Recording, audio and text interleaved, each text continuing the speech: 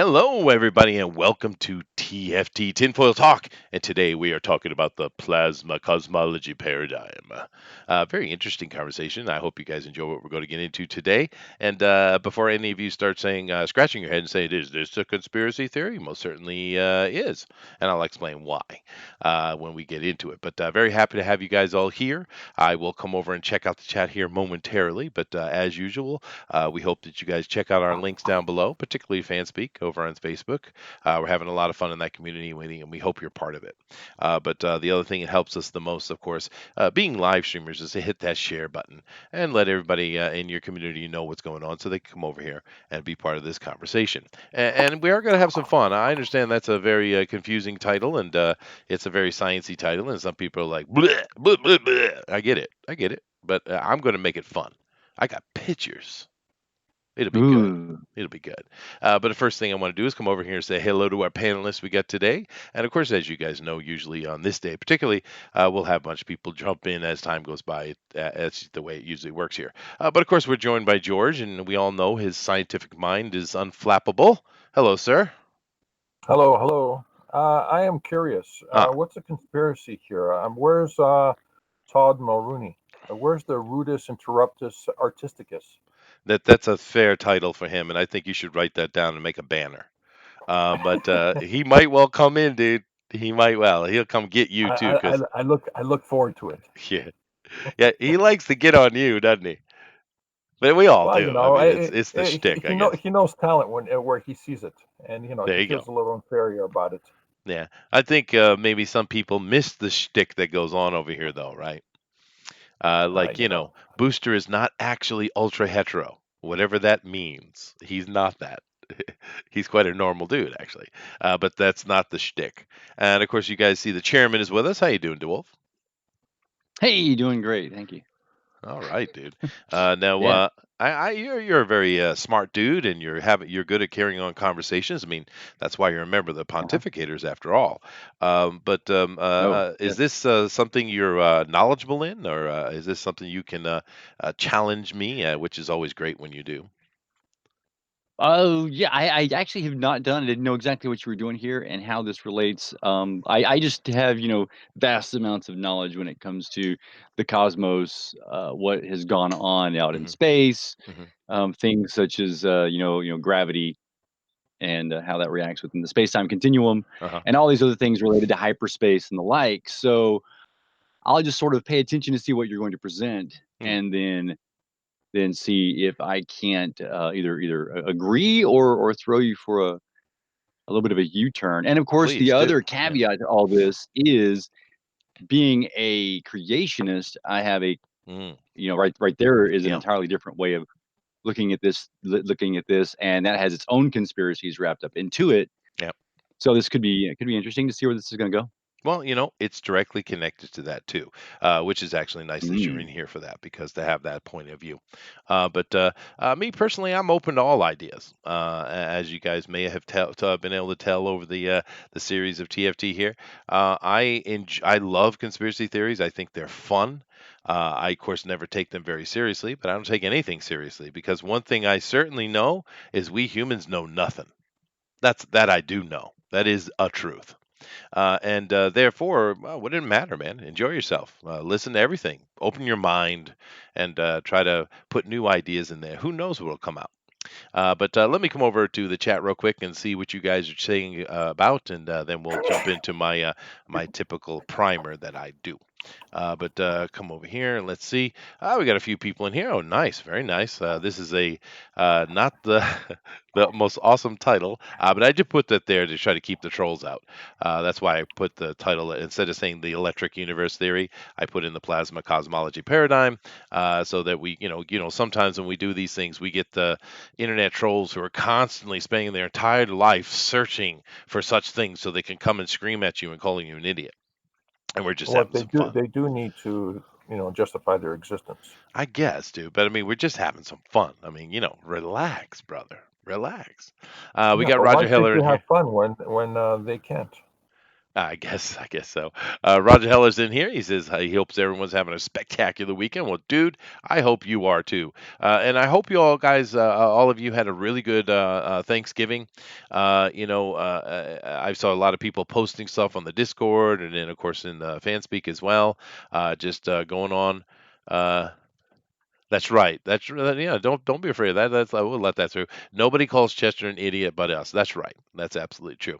But Mm. we've had a lot of people posting things about Happy Thanksgiving, and that's absolutely cool.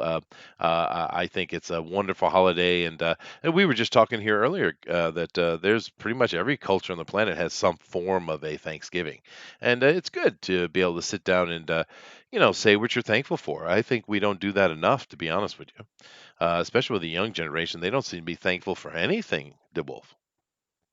I mean, Oh, yeah, yeah. It's all about complaining and being miserable and looking to see what can offend you in the world. And it's hard to be thankful. And that really changes your whole outlook on life when you start looking at what you have to be thankful for, yeah, and it makes you appreciate your life, the world around you, everyone else. And we need some more of that. I think so. Yeah. We also have Rodwell Steffens in here. Hello. He's watching us. Sweet. Dragon's in here. He says, I'm listening. Don't distract me from writing, though. Okay, I won't, dude. Uh, let's see. Nick C says, is plasma cosmology the real deal? Well, I'm going to get to that. I'm going to get to that. I think it's as real a deal as anything else we have to go on right now. Let's just put it like that. But to finish up the Thanksgiving thing, before I go over and start doing my spiel, um, this holiday is becoming more and more controversial every year, it seems. And this year, I saw just incredible amounts of attacks against Thanksgiving. And keep in mind, I don't go to Twitter. So I'm seeing this is I can't even imagine what Twitter looked like this past week, but just from normal mainstream stuff, I've seen this attack coming on. And let me make a quick little statement that will get us banned instantly. I've seen plenty in this particular case. I've seen a lot of Indians come out and complaining about Thanksgiving and such, and I get some of the argument, I guess. But they say, you conquered us, you forced us to learn your language, you. Brought disease to us. You stole our land. You murdered our men and raped our women, et cetera, et cetera, et cetera. And yeah, okay. Most of that is kind of true in various levels. I don't know what Thanksgiving has to do with that whatsoever, seeing as Thanksgiving was created by Abraham Lincoln specifically to be non politically connected to Britain by choosing that date. And it's more about just how people can get together, and a good example of it. Right, so it has nothing to do with that nonsense. But here's the thing: I would say to all that arguing, complaining about, you did bad things to us. Well, welcome aboard. Join the club. My Yeah. my people have had the same thing happen. Everything you complain about, I could complain about. Same thing. The Romans, the Angles, the Saxons, the Normans, on and on and on, right? The same exact arguments you make. Everybody on this planet pretty much can make that argument. But no one does. You know why? Because that ain't our war. That ain't our time. It's the past. It has nothing to do with me or my father or my grandfather. And it has nothing to do with you either. So you know what? Grow the hell up. How about that? Or maybe it You Mm. just know, has to do with you putting your hand out wanting free shit. Is that what it is? I think the that's what it interesting is. thing about Thanksgiving is that it's misconstrued by one faction of the public, the Hmm. one that doesn't want Thanksgiving. They want to call it Turkey Day or whatever you want to call it. Is that I hate that. Yeah. they miscategorize, or they misunderstand. There's two levels to Thanksgiving. There's the micro level and there's the macro level. The macro level is what they're railing against, between governments, between the British royalty and the Americans, as they were slowly building themselves a nation. On a micro level, it's just a fellow man sitting down, having Yeah. breaking bread, eating, and being thankful for what they have in front of them, and thankful for the brethren that's around them. That's Yeah. what a lot of people get wrong. Oh yeah, it's a good point, George. They are literally railing against government interference when they should be looking at the micro level, at your brother, at your neighbor, and being thankful for what's in front of you, being thankful and being grateful for the company that you keep and the food on your table and the clothes on your back. Mhm. Well, it's a very good point, and there are some writings that are from Peregrine White. Peregrine White is the first European child born in the New World. He was on board the Mayflower. He was actually born in the harbor. He wasn't actually on land at the time, but he was considered the first baby, Pilgrim baby, Peregrine White. And of course, his family still exists, just as my family still exists and such, and in that area. But if you read some of the writings from him and some of the other people who were living at that time, their opinion of the native is not what you think it was. A lot of people think the Europeans came over and they were just a bunch of damn savages and they have to be brought to God or what have you. Um, that's not the truth at all. They had a great respect for the people, what they were capable of, and they also had a great understanding that these people were potentially as dangerous as anybody else. A healthy dose of caution, right? So this is another problem we've got until today, and I think it's Hollywood's fault that makes it look like the Europeans had no respect whatsoever for the natives, and that's just not true. It's simply not Mm. true. Hey, let me throw a little bit of something in here. I live in Oklahoma. It was once the Indian Territory, and it was called Indian Territory. We're going to talk a little bit about this whole word Indian for a second, Uh, because because Indian Territory was coined right by the U.S. government. sure. All these things that people talk about being offended by something, that racism, this or that, or the civil rights movement, all these movements and problems that we have with racial inequality and stuff are those things that are backed up by the government. If an individual is racist, guess what? Tough, get over it. You can't change that person. They have their rights. But when a government has it as part of a policy for an entire system to rule over others, that's when it's wrong. And of course, that's what happened with the American Indians, Yeah. because they're the ones that moved them constantly over and over and over into, a lot of them did end up into Oklahoma, and they put them in Indian Territory. And the indigenous people that are in Oklahoma, and they still have their nations. As you drive through Oklahoma, you will see these signs that say entering different county, different Indian nations, Hmm. right? Be it the Cherokee Nation, the Potawatomi Nation, all these different nations have their sovereign entities within, of course, Oklahoma in of itself, Sure. and they call themselves Indians. And Yeah. what's even funny about this is that the government still has a Bureau of Indian Affairs. Yeah. So you can't complain about this word, about it. I mean, yeah, you can complain about it, but get over it, because when the people themselves identify that way, the government still identifies things that way. That's just the way it is. Hmm. And there's actually really good community work between both the state government of Oklahoma and each one of the nation. Of course, there's a lot of politics involved. They have the casinos; they're doing well, They are. and it's a vibrant, thriving community. For some parts, there's also some bad areas still, Hmm. and that's a whole different You know, thing, because basically what they did was socialize the Indian territory, and socialism never works. I'll just throw that out there real quick. Well, it's an interesting point you make because once again we come back to Hollywood, right? Because they make you think that all Indians are super poor, drug addicted alcoholics, and that's far Oh yeah, from the yeah. truth, dude. My friend's father was the chief of the Narragansetts, so I went to many powwow. Now I'm not an Indian; I got no Indian in me. But they were very friendly, and I loved the powwow. But all those people had jobs, homes, families. They were normal people. But Hollywood will Hmm. have you think they're just these incredibly downtrodden people, and I'm sure there are examples of it. But you Yes. mentioned the casino thing; they are doing very well, dude, and good on them for it, right? But I don't want to drag this on too long because we're not here to talk about it. But because of Thanksgiving, I did want to mention it. But it's just It's just a lot of nonsense on top of nonsense, unfortunately. But nevertheless, Well, hey, Mana. well, one Hey, thing about the Indians is that they are some of the best carpenters ever in the profession. Hmm. They build houses to such perfection. It's incredible. I've seen it because I work in real estate in the past. Hmm. I've seen their work firsthand. It's absolutely spectacular. they were Every also corner, every crevice. Go ahead. they were they played a very important role in the building the skyscrapers and all these cities because Oh they're yeah. not afraid of heights.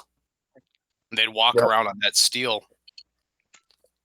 Well, sure, they're a major yeah. part of Mm. our society because they've grown up with us, right? Yeah, I grew up in northern Minnesota, real close to the Canadian border, and we had every summer we had a huge Indian festival. And I tell you what, those Indians wanted us all there, and they wanted us appropriating their culture. They wanted us to buy their Yeah. art. They wanted us to buy their clothing, their flutes. Hmm. That and all. You know who's most offended by all of this stuff all the time? Stupid White White people. 12-year-old progressives. girls. White progressives. Yeah. They're the Yeah, ones who are Mm. offended. Oh yeah. Yeah, yeah, that's true. And another thing I'd behoove you to do is go out and check some of the writings on the some of the meetings between Sitting Bull and what was that colonel's name? What was that colonel? George. Oh, sorry. Oh, I can't remember his I, name. I know the guy you're He's a talking famous about. guy. But anyway, if you could, you'll dig it out. And but you go read some of those interactions and some of those treaty conversations and various things between him and Sitting Bull and others. They Sitting Bull was quite the politician, man. He was very astute and quite clever. Because the accusations going back and forth between those men are both valid, in the end, what the agreement came down into is we're both conquering people, and they didn't shy away from that. But anyway, those are fun reads. But that's enough on that because we're not here to talk about it. But you know, just because Thanksgiving. Let me check see if the chat has anything to say before I get into what I'm here for. Is the chat Um, still around? yeah, no, they are. Yeah. Don't distract me, right? Okay, I'm distracted for a bit. Okay, that's Whitey talk. Yeah, okay. Aloha. Well, hello, Curious 2A. Nice to see you. McCarthy wasn't wrong about Hollywood. I suppose not. Um, let's No, see. all this racial division in this country, it's all Bolshevik. Oh Ha. God, yeah, yeah, it is. Yeah, good point. All right, cool. I'm caught up in the chat here, so let me go over and do my primer then. So we're here today to talk about the plasma cosmology paradigm, and this is going to take a moment. So let me get through my spiel, guys, and then when I'm done, we'll come over and we'll have a chat about it. All right. All right. Here we go. So let's bring this up and then here. All right. Now, when we are talking about the electric universes, which this is really about, the theory of the electric universe, we do need to start at with an understanding that these days there are really four main ideas of how the universe became or how the universe works. Right now, of course, we have creation. Wherever, whatever religion it may be. And in truth, if you dig into those religions and get into the past, as we've talked about here many times, they're all coming from a very similar or even an original source, possibly. But you do have the God factor, and we haven't really got into the whole DNA thing. We might should do a show on DNA because the problem is the more you learn about physics and science, and the more you delve into it, the harder it is to not believe in some manner of intelligent design. And I say that with a straight face because it's true, right? But nevertheless, this is a major one. It's been around for a very long time, obviously. It's the oldest one. Then, of course, you have the theory of gravity, and of course, you see you've got a picture of here of Mr. Newton, Mr. Isaac Newton. And since Newtonian times, we've led ourselves all the way up into the Einsteinian movement, and of course, the I would say the Einstein's unwanted lackeys or unwanted cultists. I think cultist would be the best word for them. Like Stephen Hawking, those guys have continued this and have brought it up even into this mysterious thing called a black hole. But anyway, that's the theory's been around for a while, and like I said, since Newton's time. Then, of course, a more recent thing we've had introduced to us is, of course, the simulation theory, where we're all in a simulation. And this thing is gaining a lot of traction, actually, more than you might realize. There's a lot of people pushing it, and thinking and showing many examples of why this is real. Of course, it's still a theory, but then again, I personally think, in my opinion, I think it's very fascinating, and if you haven't researched it, you should, because I'm not getting into it here today. But the simulation theory, for me, seems to be just a way to scienceify the creation idea, right? And just replace God with the machine, as it were. But anyway, you have this one. And then the fourth most popular one that's going on is the one that gets mocked the most these days. And of course, that's the electric universe theory. And it's funny to me because science has been mocking this since Velikovsky came out with his ideas back in the 70s. And of course, there were a few people before it too, but Velikovsky's the one that really got it moving. They're so vehement against it, the main scientific world, that it's very similar to something like, say, the way they treat flat earthers, or they treat religion, creationists, or things like that. That just dismiss it. Of course, the problem with it is, as you see as we go through here today, every year more and more scientists jump on board to this theory. And I'm going to try my best to explain why that's happening. Because out of all of these, well, first of all, I think there's truth to all of them. I think there's we don't really know anything yet, but I think this one is moving in the most right direction, right? And the interesting thing about the electric universe, it doesn't necessarily discount anything I just mentioned, where the other ones are staunchly against each other, right? But anyway, this is important that we understand that these are the four main ideas that are out there today, right? And of course, when we want to talk about the electric universe or what have you, we need to understand where they're coming at from this, because when you look at reality, we have four understandings of the nature of matter, right? We have solids, we have gaseous things, we have a liquid, and of course, we have plasma or electricity. These are the four states of matter, and that we know of anyway. And this is very important to the argument, because the one thing that seems to override, and this is something science doesn't disagree with, is that plasma is a part of everything before it. Right? A solid is not part of a gas or liquid. A liquid is not part of a gas or a solid, etc., etc. But plasma plays in every single one of them, right? And this is kind of what it gets down to, is that everything is electrical. And this is a truthful statement. Now, whether the electric theory, universe theory, is true or not, that's a whole nother matter. But one thing that is true is electricity is part of everything. Water is extremely electrified. Of course, gaseous things are electrified. We see huge amounts of electricity moving through gaseous bodies. And of course, even the most solid dead table that's sitting right next to you, you knock on it, it is having electrical life going on inside of it. Even though you think it's dead, it's not. Right, so this is an important part of the theory. Now, moving over here, there's this really thing kicked off with Hans Alfvén, actually, and he won the Nobel Prize for Physics in 1970. And this one is just, I found a picture because he's mentioning something aside, but he's the one that brought forward the idea that the universe is made up of 99.9% plasma. Right? Now, this is an important number, which I'll get back to in a moment. But you see here, he's also talking about the Big Bang being a myth. Now, the Big Bang itself was created by a priest. Actually, it was a group of priests, but there's one particular guy in particular that they stick it on. And of course, his whole intention was to bring God into science, or science into God, I guess, depending how you want to look at it. But so the Big Bang theory wasn't created by scientists. It was created by creationists, actually. Now, before I have a bunch of other stuff I got to get into, but before I jump into that next segment of information and explain exactly what the electric universe theory is, I would like to give the panelists an opportunity to come in and make a comment if they have one before I continue. Anybody? Well, my opinion on most of this, Chester. We've talked in the past, Yeah. but I think there's an elephant in the room that has to be dealt with at some time by current science, and that has to do with the vacuum of space. Yeah. at some point they have to address this, because what they've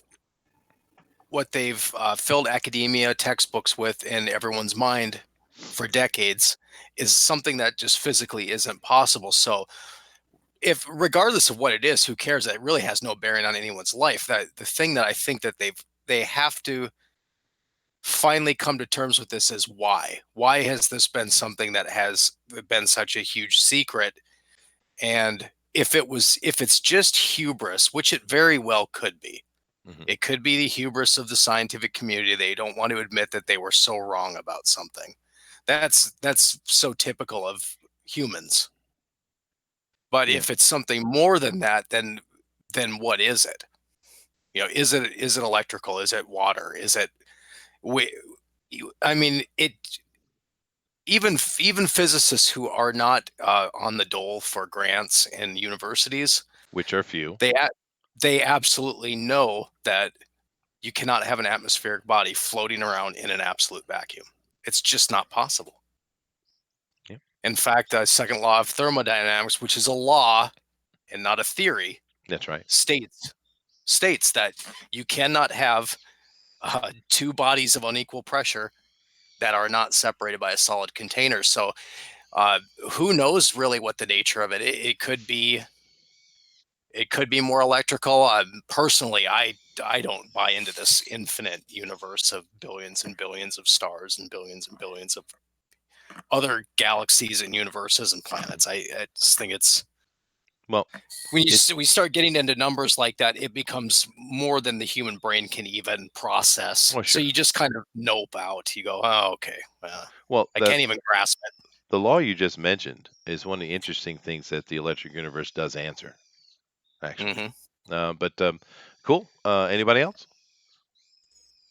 Uh, wow, yeah, yeah, as far as this goes, this electrical idea, um, what we it kind of depends on how you're defining electricity a little bit, because we generally think of electricity, we like to define things. So you've got a positive and negative charges, and that we normally think of that also as protons, electrons. Hmm. That's how matter itself is arranged Yeah. in order to create the elements, create the atoms, create molecules. And all of these molecules, interestingly enough, to go jump right in here and help support Chester, which just drives me nuts to have to support Chester. But is the fact that it's the electron clouds trying to create electrical balance that creates these molecules coming together and doing things. It's kind of funny because exactly what Model 316 was saying, nature abhors the abnormal. Everything wants to come to some singular form of state, and that includes this electrical idea, so that there's not just this random electricity, because we see random electricity happen with our clouds, and then they form storms and lightning, and so that electricity gets built up, this free form of electricity, and we see it have to discharge and retain that balance again. And I think also when you're talking about that in a more space concept, when you do add electricity to matter, you do get plasma. So having plasma out there in the universe, sure, that's possible, because you're just going to have a lot of energy. You're also going to lose that energy back into the environment and create that matter again. Hmm. And as far as this vacuum goes, he's right that all elements want to spread out and fill this vacuum, but you have something. Obviously, we're here. We're on a very dense planet. Something is massing all these material together, so that what is a near vacuum, as opposed to absolute vacuum, near vacuum state, also has large masses in it that are far from vacuums. They're very dense, and I think that of course is going to change how this electricity and this plasma interacts with one another, interacts with itself, and how it's out in the universe. And I guess we're going to go more into that, right, Chester? We are, and I'm very thankful that you guys both mentioned those things because thank you for walking right into my trap. I do appreciate you Hmm. very much. George, you have anything to say on this? Yeah, I wasn't going to walk into your trap. I saw it coming a mile away.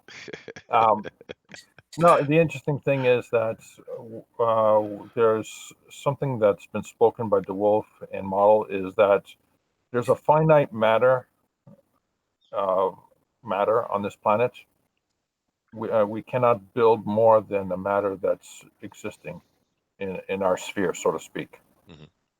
If stuff decays, stuff gets rebuilt, and all that stuff. The interesting thing is that electricity uh, is the only thing that actually can generate more than it is.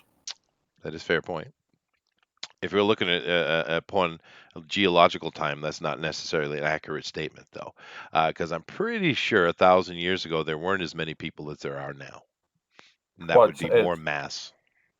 yeah, but see, those people would actually be eating and procreating and decaying, eating and procreating, decaying. Hmm. So it's just a shifting of resources.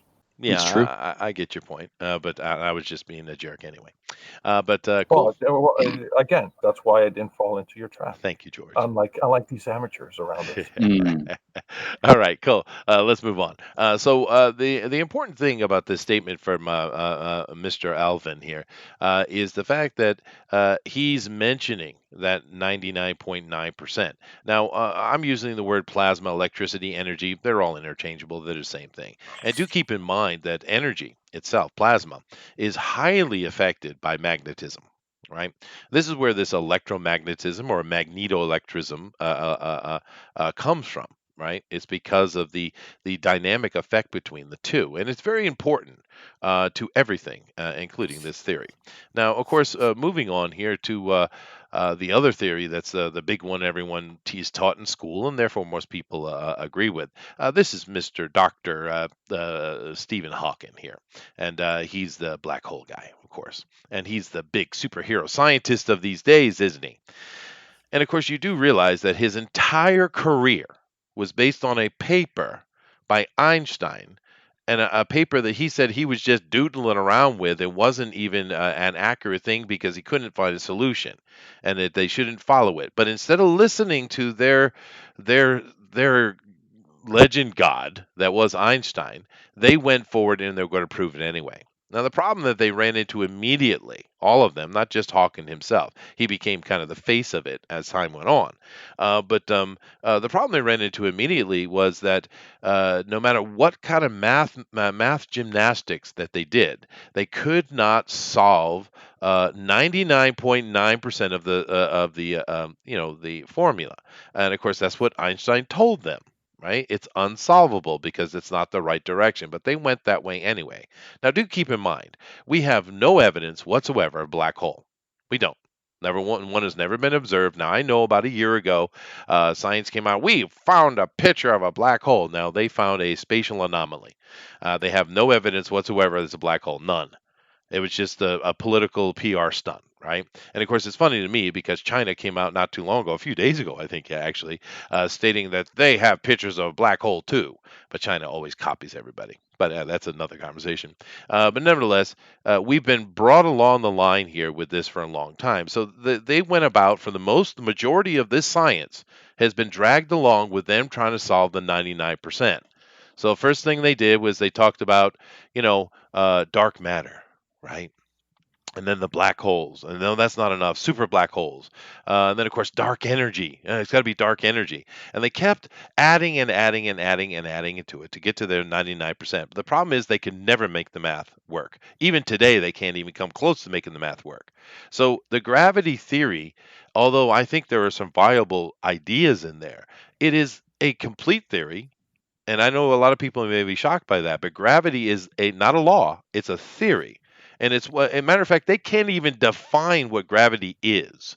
They say, well, it's just a placeholder word for that thing that they know exists, right? And they're probably right. There is a thing that exists, but gravity, as they try to define it, is not it, right? There's a Because law behind it. well, I mean, yeah, but I mean, this 99%, it gets more and more troublesome as time goes along. But the problem is, if you remember, this dude here back in the 70s, before that actually, was already talking about the fact that the 99.9% of the universe is made up of plasma, right? And it's all about electromagnetic interaction, right? That 99% was already answered a long time ago, but these guys have been pushing on since before that, and then to modern time with their gravity thing and their black holes. But it doesn't help us, right? Because it doesn't answer the question. And then, just as a real quick side note before I jump into some of the other stuff, there is a project going on right now. It's called the Sapphire Project. And if you haven't heard about it, I suggest you go over and look into it because these guys are plasma theorists, and they're part of that for sure. And what they have done is in a laboratory, they've created a sun. Yeah, I'm not joking. I'm not kidding. And the reason I mention this now before I continue on is because the real big difference between the gravity science, the gravity theory, and the plasma theory is this. The gravity theory cannot be done, you can't experiment with it. You can't test it. You can't do anything in the laboratory with it. It's all theoretical, it's all mathematical. There is no way to prove anything. It's impossible. So it's almost as if it's a broken endeavor from the very start, right? Whereas the electrical model, on the other hand, can be practiced in the laboratory, and they have been getting amazing results. And this is the reason why so many scientists are jumping ship and joining in here, because this is moving in the right direction. Do they have all the answers? No, they don't, but they're moving in the right direction, right? And the fact that they've created a sun in the laboratory, and they've done so many other things too. I can't cover it here today. I don't have enough time. It would take hours of all the discoveries and things they've done. In particular, some of the stuff they've done with water. Understand the electrical nature of water. There's a couple things you're going to see happen coming up very soon. First of all, you're going to see water-based engines. Yep. And I don't mean hydrogen, I mean water based, using the diffusion and the resistance of electricity within water. Another thing is going to come up is ways to deal with injury, because you know how when you get hurt, you get a cut, or you get something like that, it swells up and gets hot. Right. Well, that's actually the electrical molecule, the electricity inside the molecules of the water that are pushing against each other, causing damage. Really, is what it's doing. And now that they understand that, they can treat it and affect it. So this is leading to practical, real-world results where gravity has led us to nothing, nothing, We right? got to get in the back to tank and heal Well, up. but I mean, it's legitimate, right? It's legitimate Sure. stuff, and Well, this is important. well, a couple of things is when you get injured, you actually heal faster under sunlight than no light. The sunlight itself helps in with the electrical field that you're talking about. Yeah, sure. Water Oh too. yeah, The the sunlight is has healing properties and growth properties, whereas the moon has septic qualities, which That's true. is another That is is true. it's a very strange thing that if that's sunlight reflecting, why is that light so much different? It's obviously It's a- not. There's something more going on there. And of course, that's a true, good true. point, because everything we're talking about here, and pretty much everything we talk about on TFT, is not the complete picture, because we don't have any, right?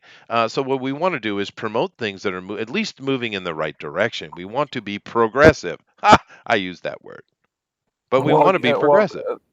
the interesting thing is I can prove the existence of black hole.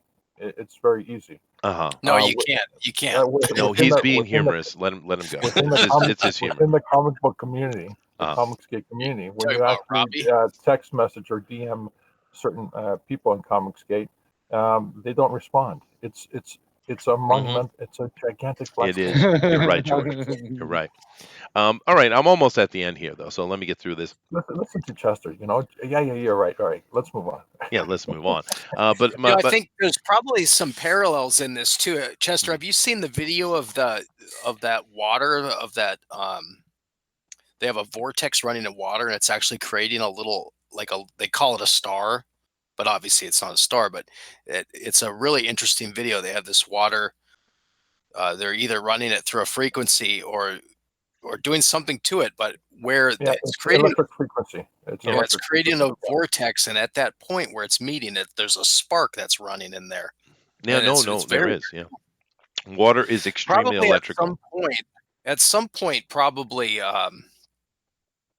if you've ever looked into the history and of what happened between Tesla and Westinghouse.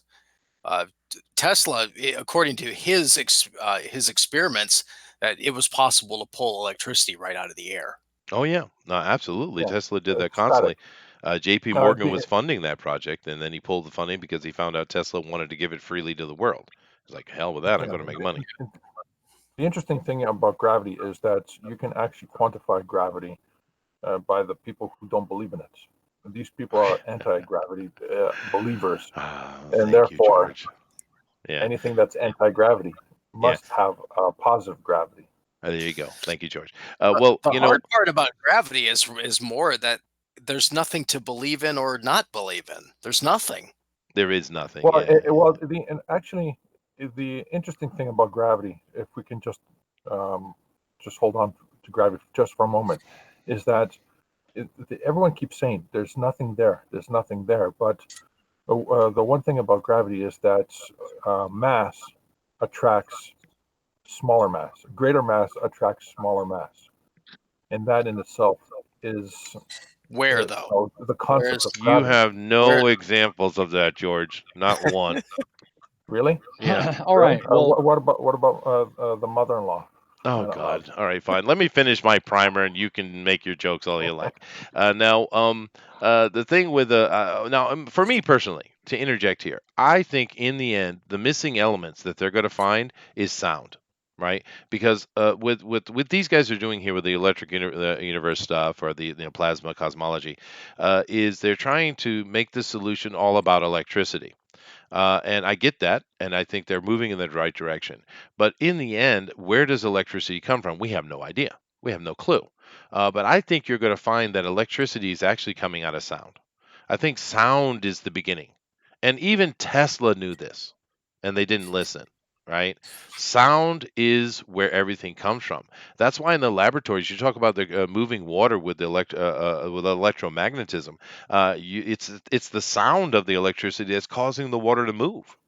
Everything is around that. And I personally think in the end, it's going to be sound that we need to focus on mainly. And you do have some fringe scientists that are working on that, but I think they're going to become vitally important. And the good thing about the electric universe guys or the plasma cosmology guys is they are real scientists, unlike the gravity guys. Because the gravity guys got themselves too much caught up in their grants and their money from their books and their positions at the universities, just like the historical people, anthropological people, the Egyptologists and stuff like such like that. That they can't get their head out of their own ass. Right? These guys are real scientists in laboratory doing real stuff, and when they've come to a wall and find it doesn't work, you know what they do? They start again. They're actual scientists that are taking the data and moving forward because they know they don't have the answer. They're trying to find it. They're being real, actual scientists.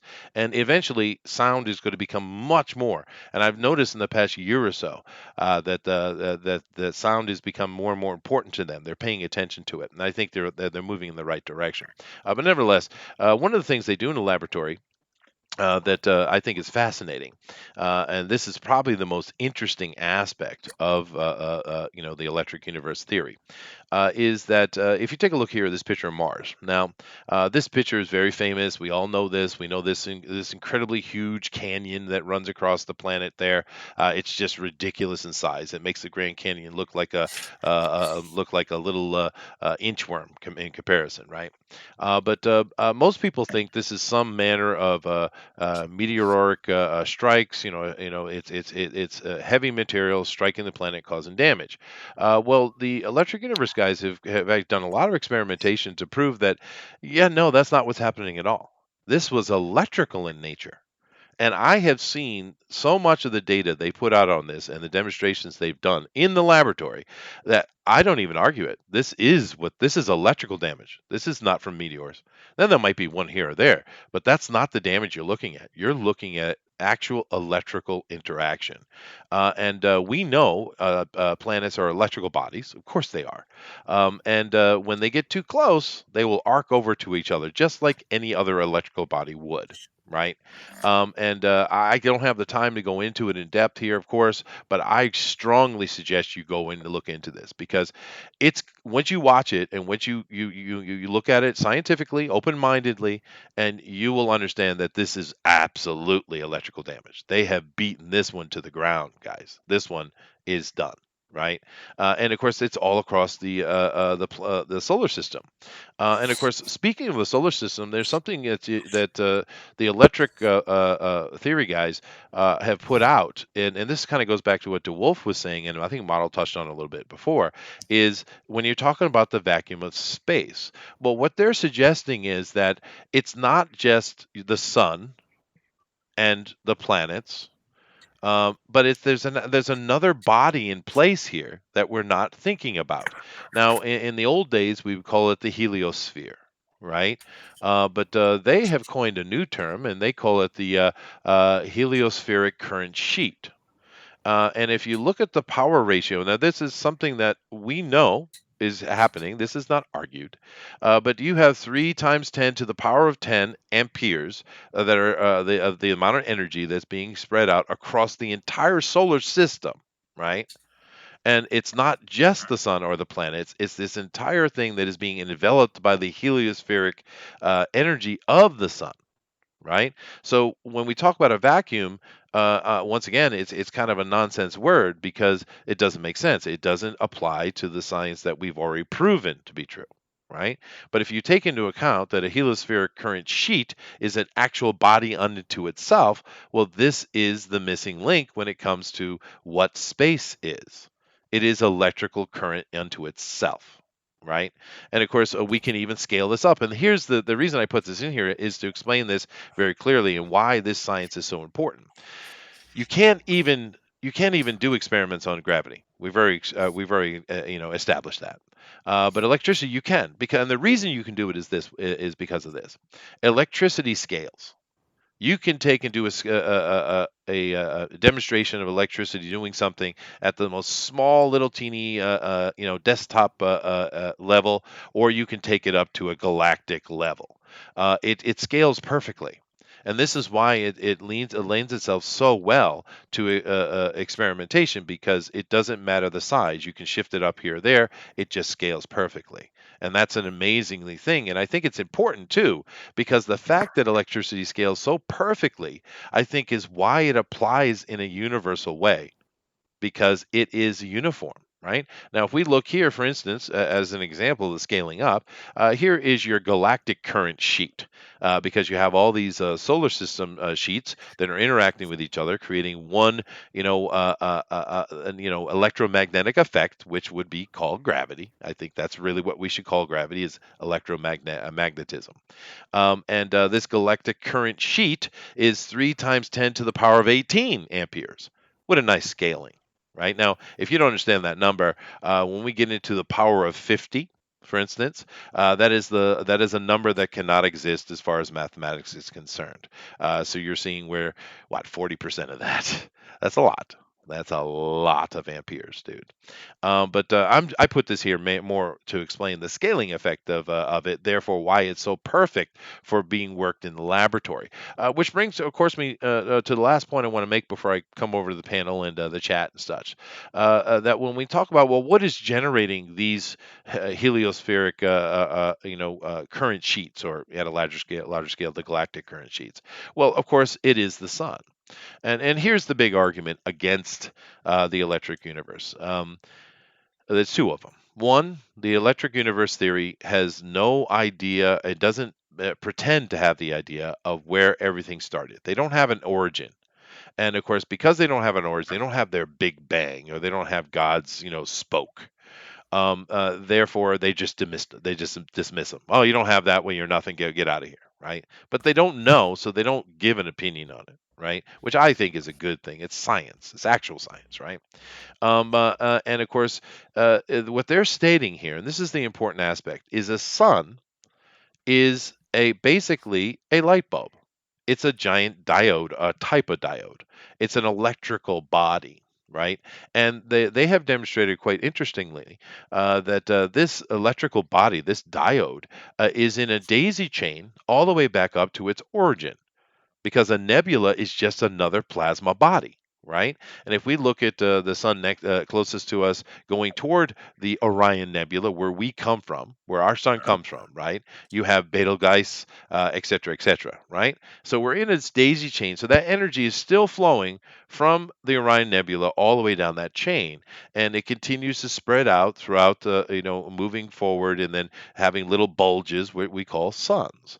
And this applies to that heliospheric current sheet because it's all part of this flow of energy, right?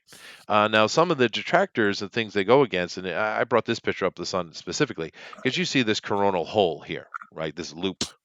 In the picture of the sun, and the science argues that if this were purely electrical, you could not get that effect, and therefore it is still nuclear based because nuclear fusion is going on inside the sun, which so they say. Now I get that argument, and I think that we don't really understand electricity at that level, at that scale, quite yet. And I think one day we will. I think what you have is electricity is creating fusion at that because it's at such a powerful level. Because another thing that they don't the detractors don't want to talk about is the little black spots you see on the sun. And of course, what that is a cooler spot. Now, why would it be? We know that the surface of the sun is like what 5,000 degrees or something like that, but the atmosphere of the sun is like 2 million. Now, how is that possible that it's cooler on the inside than it is on the outside? Nuclear fusion certainly does not answer that question, but electricity would, because it is just a spherical diode. The inside would be empty, and therefore it's not projecting the energy into itself, it's projecting the energy out. It's expanding in a spherical sheet, right? And anyway, I did my Yeah, there's best. Let me just finish real quick. I did my best to try to lay that out as clearly as I could, and I hope I did. Yeah, go ahead, model. Yeah. there's a lot of comparative evidence that compares the craters on the moon to what you would expect to see from electrical Oh reactions or yeah, electrical absolutely. discharges. The one of the problems with the moon is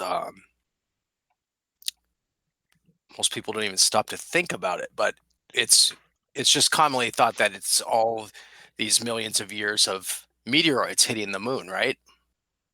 Yeah, But what are the chances if you look at those craters? They're all pretty much round. There might be an oval here and there, but what are the chances that no meteor ever obliquely hit that thing and gouged a crater or like a channel right. or a trench?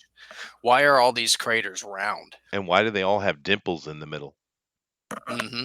Yeah, Yeah, it just doesn't. It defies any kind of probability that, and even in recorded history, we have no major impact. yeah. Oh no, no. Like I said in the presentation, they have one thing they've definitely done is proven that craters are electrically formed. That I have, there's no argument in my mind over it, and I just suggest you guys go check it out because once you see the data on it, you'll understand that it is now. And it's a good point you make because it wasn't just a few years ago. We did have a meteoric strike on the moon, uh, and it came in at an oblique angle, and it bounced, it skipped, and it created a kind of scar pattern in the surface of the moon. It didn't create a crater, right? So we've had in just recent times evidence exactly what you just said And I'll have to go look that up because on I don't film. recall that at all. Oh Yeah. no, they caught I'll, they caught it on film. Yeah, I'll definitely it's go pretty find cool. that and watch it. Crazy. Well, Absolutely. How dare you alter my thinking by telling me something that makes sense? I do apologize. I hope I explained it clearly. Was I clear? Uh, Fairly. You know what though?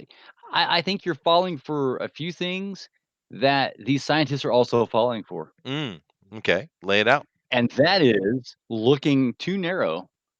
Because if I mention to you that gravity is something, Uh huh. right? Because that's what I want to do at this moment, I guess, and that's say that we have gravity is a thing. We've at least named it. Okay, we've at least named the effect of gravity. Whether we know where it comes from or how to measure, well, we do measure it, or how to affect it. I think that's the biggest problem that we're trying to have, because we've been trying to affect gravity since H.G. Wells, Yeah, has been that's true. writing about how to do it, right? Because of science fiction writers, because we all know that writers are the ones that change the world. Um, put that plug out there, but really, what you have going on is there is something that holds us onto this planet, or Yeah. forces us down onto the planet. For some reason, we're on the planet. If you drop something, right, Sir Isaac Newton, you drop something, it hits the planet, and it's also a constant force. So if you removed air from its effect on the particular body, Hmm. you're going to see that same similar force. We can measure it. We know what its effect is at different levels away from large bodies, Yeah. and so gravity changes over time. It's So electromagnetic gravity is attraction, dude. so gravity is a thing. Now, see, Yeah. here you are saying that it's electromagnetic. Yeah. Well, let's look at magnetism, because magnetism in and of itself, if you grab a hold of a magnet, it's weird, or worse, two of them. Because if you hold the same similar poles together, they force each. There's nothing going on. There's air between these two things, and if you try to force them together, they push apart with some sort of propelling force that there's nothing else happening. There's no you're not adding a battery. You're not adding any other input Hmm. except for having two things in you're holding them in your hand. They just exude this force as they are, this magnetism, Yeah. and It's cool. Yeah. it can repel and it can attract depending upon on how it's lined up. Hmm. Isn't that, Oddly enough, aren't those magnets for electrically us, charged? yes, they are. They can be, and they can share that magnetism. But weirdly enough, of course, we have always thought that magnetism only exists in iron, and so there, Chester, you would They have to start going into this aspect of why does wood, or plastic, or nothing else just attract one thing Well, to it's another? not true though. When you use sound, they have found recently that everything is magnetic. You can make wood and plastic magnetic now. That's the interesting aspect of it. That's why it's another part of this growing story, right? And it's also it's a very good point you're making, and I don't discount gravity at all. I think it is a word, and I think it's just it's a different thing that's being pushed is all. But there's a very interesting point here. For a long time they've tried to understand why gravity affects things in different ways, because it does, right?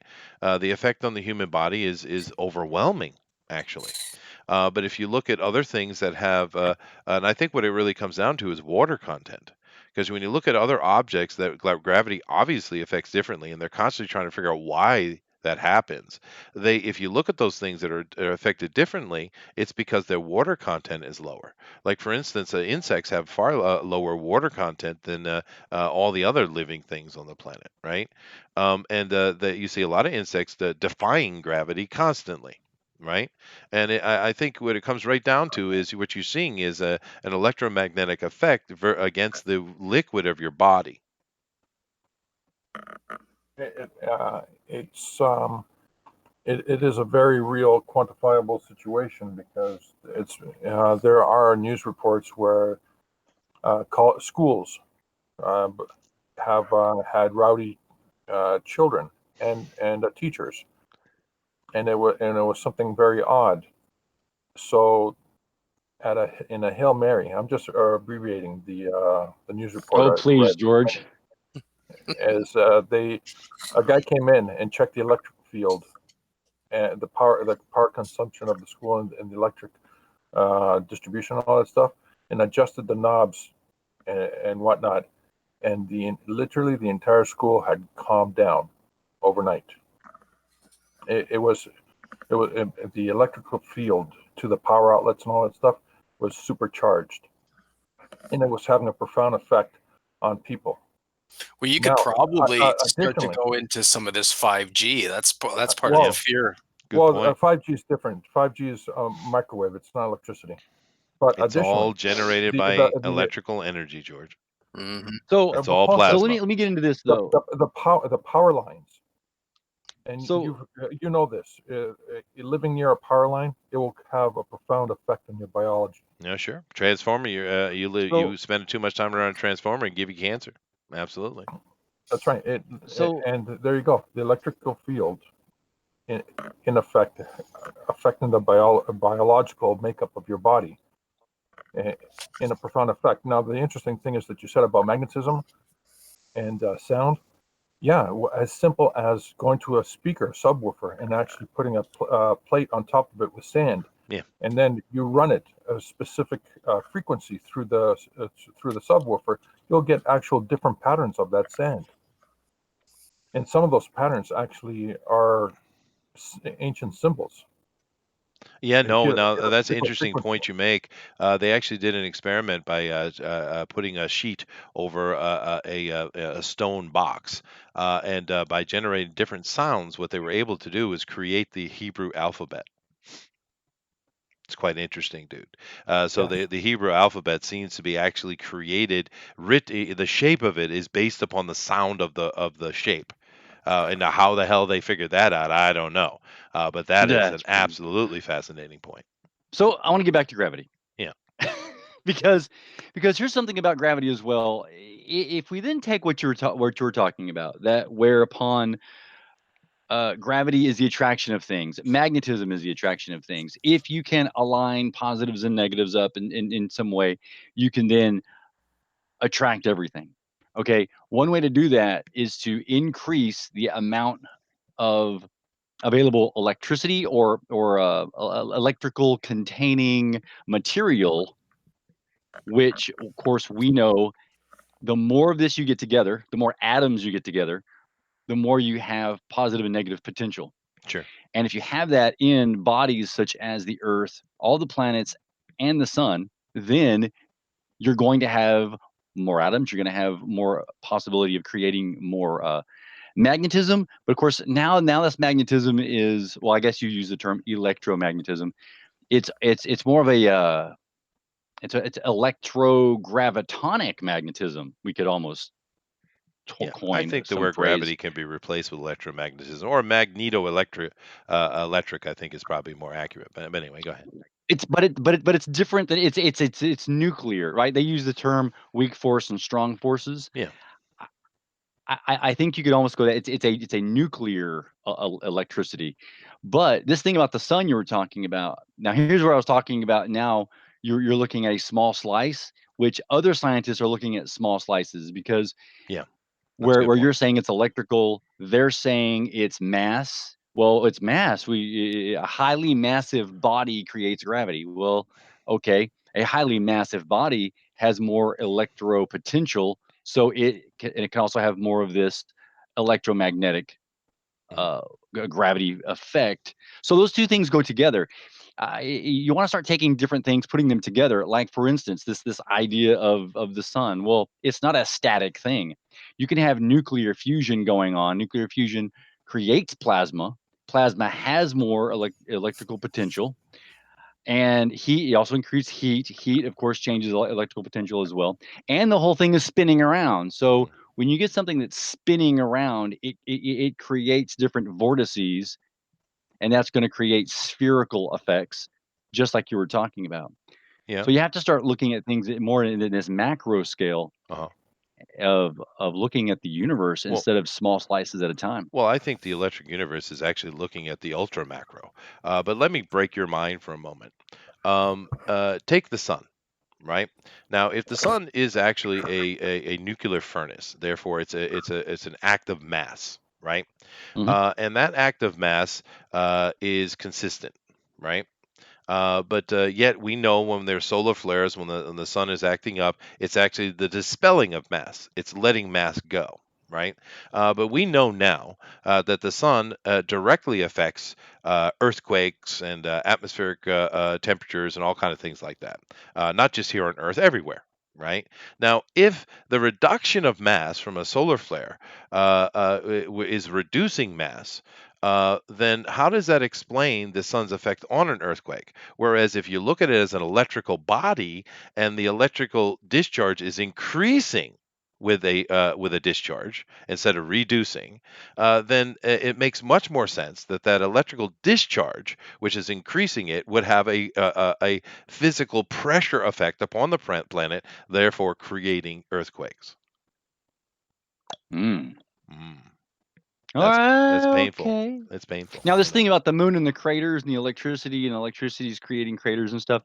I think we have not seen this. We've not seen this on Earth, the moon, or anything else within our lifetimes or the lifetimes Yeah, of people long before us. So what you would have to have is an electrical universe that's more primordial, yeah. in which things were different in the past at the time of creation versus now. Wow, that is awesome. You mentioned that, dude. Because if you I go know over it. and Go look right at the ahead. if you look at the Thunderbolts project, which is part of the electric or the plasma cosmology people, they try to explain that, dude, in exactly the way you just put it, actually. And you remember that show where we talked about Purple Dawn, that crazy, insane theory, right? I Well, remember the that's show where we talked about Thunderbolts, which was the villains of Marvel getting yeah, together and creating that an was a good one Avengers-like too. team. But You're no, right. that Purple Dawn comes from it actually, and Thunderbolts project, which I have right here. Let me bring that up real quick. Where did I have that? Oh, here it is. These dudes right here. It's not the beginning and end of plasma theory, obviously, but they're pretty interesting because here on the Thunderbolts project, you can find all the science I'm talking about and a lot more than I'm covering, a lot of physics, a lot of good, interesting stuff. But they also try to delve into explaining why things happen here on Earth. Because one of the big hits against them is the fact that they don't have a Big Bang, right? And they don't go to the point of the Big Bang, but they do try to explain what happened in our specific solar system, and it's quite fascinating. I'm not saying it's true or not true, but it is fascinating unto itself. Now, let me take a moment here. You guys collect your thoughts on how you want to continue with this conversation, but let me come over to the chat and see what they got to say because it looks like they have quite a bit. Eric Boyd says, can one rock on down to the Electric Avenue to the Electric Universe? Yeah, I remember that song.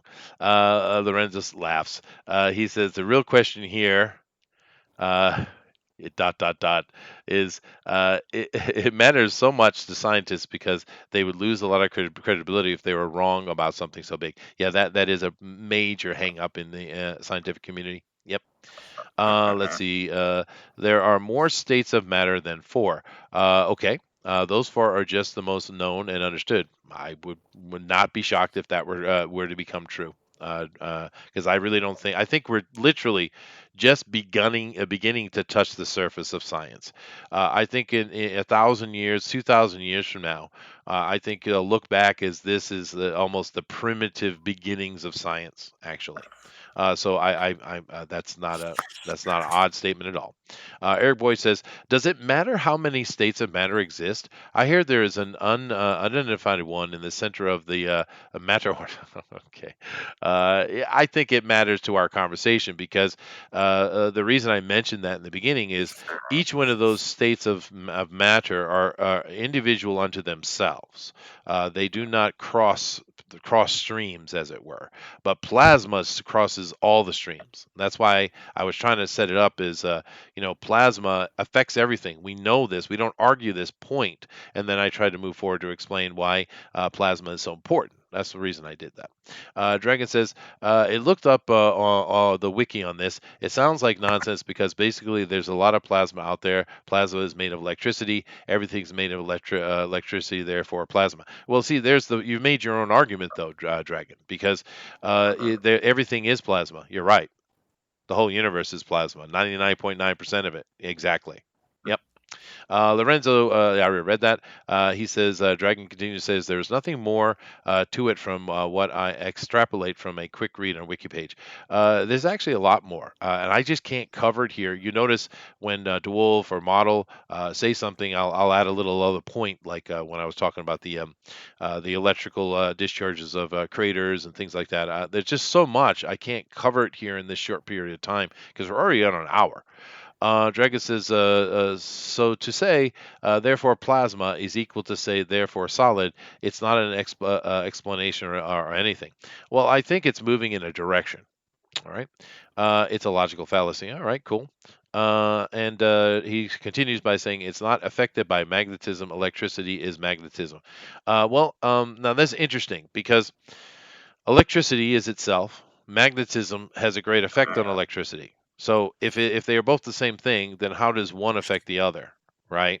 I suppose you could come up with an argument for that. But like I said, me personally, I think in the end, sound is the important thing that is being left out of the equation. Personally, Chrono says, "Have you seen the Baby Yoda cake yet?" I don't know. Everyone's on about the Baby Yoda. Obi-Wan vlog. Hey, how you doing, Obi-Wan? Scientific theory is a well-substantiated explanation of some aspect of the natural world based on a body of facts that have been repeatedly confirmed through observation and experimentation. Yeah, and that's one of the things I love about the plasma theory because they're able to go into the laboratory and prove their results. Sometimes they fail, and you know what they do? They go back to the square one and they try again. My point is they are the only ones that are doing real science and are being real scientists because when they don't get the result they want, they don't sit there and try to twist it in with some kind of mathematics or some kind of nonsense like black holes and dark matter and dark energy. They go back to the drawing board and they work on it again, right? Dragon says gravity is a deformation of space time. Well, prove to me what space time is. Is space and Yeah, time that's really another tough something? one. I mean, Space time is one of those things where it's like, well, space time. So, okay, well, what is it? yeah, exactly. It's a very difficult thing because there's no actual evidence, dude. This is just mathematical gymnastics from these people, dude. There is no explanation that time is a thing unto itself at all. We have What? we have no, dude. We have no scientific Yes, proof there is. that time is a thing. It isn't. Yes, We perceive it, that we perceive it, but yes, there has to be it has to be time. I mean, everything happens. If we weren't here, dude. You got to lose things this would be moving conversation. for things would be moving forward in a if then before and after consequence. Even if Americans weren't around. Okay, if Americans were around, it would be a lot different. Even if people Thank were you. not around, and here Thank I you. am a Texan, and of course we know that Texans are even far superior than other folks. Yeah. Um, That was nice. so I like it. It was a nice bow out. That's good on you. Good on you, dude. but I do have one form of proof, and that's Mhm. because um the third word of the Bible is beginning. In the beginning. So Oh, there's a there you go. beginning, which means there has to be a start of something. If there's a start, there's something next and something next. Mhm. Well, and I don't want to get into that. Actually, I want you to take the creationist point of view on this, if you would. Just let me get a little bit more caught up with the chat best I can. But I really do want you to get into that. Let's see. Chrono says actually 5 to 6% is called baronic matter, rest in dark matter and energy. That while it has mass, it has no interaction with light photons. Well, here's the thing about dark matter and dark energy. It's completely made up. They made those words up to try to solve their 99.9% problem. And they keep adding more. Who knows what craziness they're going to come up with next? And as far as light and photons go, the interesting thing about light that people don't seem to understand is if you have a campfire, all right, and you look at that campfire, now, what are the things that constitute it? Well, you have the fuel, which is usually wood, right? You have the heat at the center of that fire, right, which is radiating outwards from the fuel. And then you have the smoke coming off of it. These are the things that constitute a campfire. But if you were to sit there and I were to ask you which one of those three things is light, Well, the answer is the smoke. That's what light is. It is the after effect. It is the smoke coming off the electrical energy, the effect, right? And for a long time, they thought light was or photons were a thing that were constant, and that's the whole Einstein's whole theories were based upon the idea that light is constant. But we know it's not now. We can speed up light, we can slow down light, and the natural world does it too outside of the laboratory. That's a really that's a really sketchy conversation as far as I'm concerned. Eric Boyd says, George thought this was going to be a discussion how to donate plasma to get free orange juice and donuts. Fair point, dude. You see, Booster's the smartest one here because he doesn't bother to come in here and try to wrangle with this. Let's see. Eric Boyd says, anti-gravity believers weigh me down. Oh, goodness. Lorenzo says, sound can only be conducted through a medium. So what happens if you place a sound wave with no velocity in a vacuum? Does it remain indefinitely? Now, I'm going to let Model carry that one because I know the answer and I know he does. Go ahead, dude. If there's nothing, there's nothing to vibrate. So you can't have sound, and theoretically, you shouldn't be able to have light now unless you say it's a particle Uh-huh. and it's matter itself that But- can travel. And yet we know that sound does move through space. See, I mean, right there But- is No, but how do we? How do we? because we've We know moved that- sound through space. That's my point, meaning it's proving that it's not a vacuum. Right there is one of the telltale signs of it not being a complete vacuum, because we can move sound through it. Well, that creates other problems. But okay, so let's say that, all right, there is a body out there that actually NASA has been to. They've just decided to withhold what it actually is. That Maybe. we would have Yeah. we would have to agree to move forward on that. Yeah. Well, I love Obi-Wan here. He's always so disappointed in us, guys. Obi-Wan comes here to be angry. He does. Lorenzo, these guys don't believe in vacuums. I'm sorry to disappoint you, Obi-Wan. Eagle 43 says, build giant mechs, send them out to space. I agree, dude. More giant mechs, the better. Obi-Wan says, 10 to the power of 50 can't exist. Can you explain what the F that means? What that's about? No, it's just meaning that in mathematics, this number, which is a ridiculously huge number, as far as mathematics is concerned, now once again, you could put the human limitation on that, and I'm fine with that. I'm just telling you what mathematics says. You cannot have a number that big, right? And of course, the problem with that number that they say you can't have bigger than that, if you look at the ratio, the chances of DNA spontaneously just creating itself, it's actually 10 to the 1 millionth power or something like that. Yeah, that's a whole nother conversation. But I'm just telling you what they say, right? I don't And there is know. there is a problem with math too. This will really get Obi-Wan mad at me. There is a problem with math. It's agreed upon that it's a language. Do you guys agree that math is a language? Sure. It can be used to express an idea or a concept or to communicate something. But like any language, math can be used to tell lies. And it's used to tell lies all the time or to come up with false.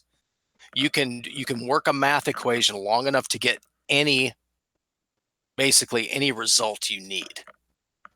So if That's you true. keep adding more Gymnastics. characters, I mean, that's when you start to get into those kind of numbers. I always get very skeptical.